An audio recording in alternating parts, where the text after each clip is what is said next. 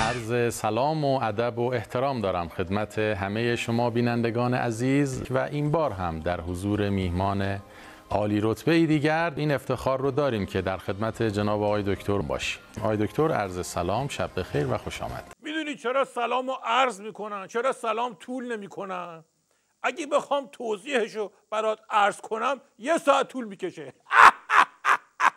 حیف که ظرفیتشو نداری، وگرنه همچی روشنت میکردم که عبرت بشی برای هر چی موجه خاموشه. حالا تا عقب جلو کنی و روشن کنی و بندازی تو جاده که راه بیفتی بریم یه چرخ استراتژیکی بزنیم، من یه تصویر کلی از وضعیت نظام بهت میدم. استراتژیک 6×4 شیک با دوام قابل تکیه. یه لحظه خودتو بذار به جای مقام عظما. 3 تا پسر خونده داره. یکیش که آق محموده ور دل خودش لنگ و لگد میندازه، چموشی از خودش نشون میده، با مجلس دعوا میکنه، موی علی لاریجانی رو میکشه، عمامه صادق لاریجانی رو از کلش میندازه، از این حرفا.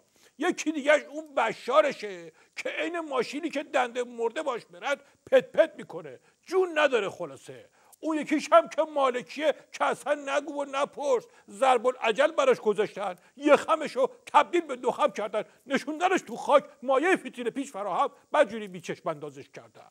این مال منطقه. مقام عظما 2 تا مذاکره رو دست مبارکشون هست، یکی از یکی بیریختر. با آژانس که هنوز صحبت نکرده میگن پارچین رو نشونمون بدید. بابا مذاکره رو برای همه این کارا میکنیم که پارچین نشون ندیم که. یکم یه مذاکره است با 5+1 که نامردا هنوز نشسته میگن که تحریما رو اضافه کردیم.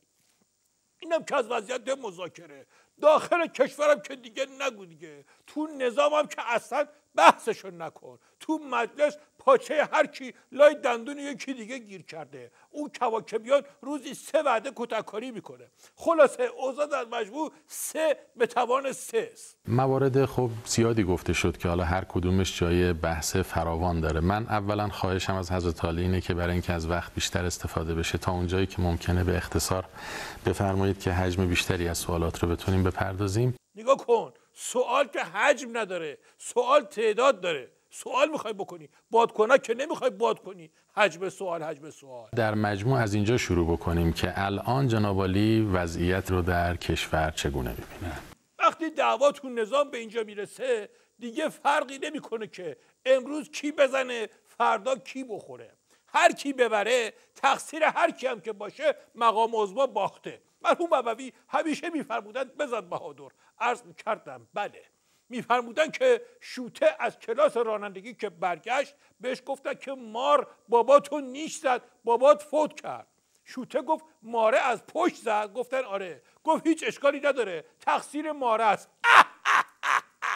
خلاصه میخوام بگم که مقام عظما حالشون در مجموع گرفته است و رفته تو شیشه. چند روز پیش همه رو جمع کردن تو کلاس استراتژی ما و خودشون هم اومدن بازدید. گفتن آقایون اوضاع خطریه. محورای توضیح دادن، گفتن که عمامه ها رو بچسبید که باد نبره. آقای دکتر اگه موافق باشید پیرامون همین محورهایی که توسط مقام معظم رهبری هم مطرح شده در این بازدید یه گفتگویی داشته باشیم. من که بهت سربسته گفتم وضعیت پتال. خب بفهم دیگه، مواردش هم که برات شمردم دیگه، چه گفتگویی بکنیم؟ خب آقای دکتر اگر این موارد رو جداگانه توضیحاتش رو هم بفرمایید ممنون میشم. شما میشین اختیار دارین. میش چیه؟ شما گرگ کمتر نیستی. یه نگاه اجباری به خودت بکن تو آینه. ضمن ما گرگ ندیده بودیم اینقدر پپه و از مرحله پرت. دارم میگم جای وایسادن نداره، ولش کن، نرو تو این بحث. اگه اجازه فرمایید یه ذره بیشتر روش بحث بشه. تو چرا حرف حالی نیست؟ بحث همینی بود که کردم دیگه، از این بالاتر چیزی این گوشه گوشه ها ندارم که بهت بگم. مرحوم ابوی همیشه میفرمودند بزن بهادر. عرض کردم بله. میفرمودن که یه یارو شوته بود، رفتن بهش گفتن که نگاه کن بابات مرده، فردا هم خاکش میکنن. گفت غلط نکنم یه چیزی شده شما نمیخواین به من بگی. خب همین بحث استیضای آقا محمود که مطرح شد، مگه ندیدی چه استقبالی تو مجلس از این بحث کردن؟ این چیز قبلا تو نظام باب نبود که. عرض شود که دلیل یا دلایل اصلی این حجم استقبال بالا رو در مجموعه این آنالیزی که کردید به چه نتایجی رسیدید؟ بازم تو رفتی سراغ حجم؟ بابا جون، استقبال که آب حوض نیست که حجم داشته باشه. یه حجم یا گرفتی ولی بلد نیستی کجا خرجش کنی، همینجوری میندازی وسط. مرحوم ابوی همیشه میفهمودن، مثلا بهادر از اون کردن، بله میفهمودن که یارو خسوف و کسوف و یاد گرفته بود، میخواست خرج کنه ولی فرصت گیرش نمیومد، خودش هم زیاد چیزی حالیش نبود. یه بار بهش گفتن فیلسوف یعنی چی؟ گل از گل شکوف. گفت وقتی که فیل بین انسان و خورشید قرار بگیره که سایش بیفته رو انسان، به این پدیده میگن فیلسوف. روشن شد یا نه؟ ما هم یه خسته نباشید میگیم به شما و مجموعه همکارانتون. خیلی متشکرم آقای دکتر، این فرصت رو امشب در اختیار ما قرار دادید. مثل چی پشیمونم؟ وقت خودم که سهله، علف خرسم نباید به تو داد. برای بینندگان بحث و خلاصه بکنم که یادشون بمونه.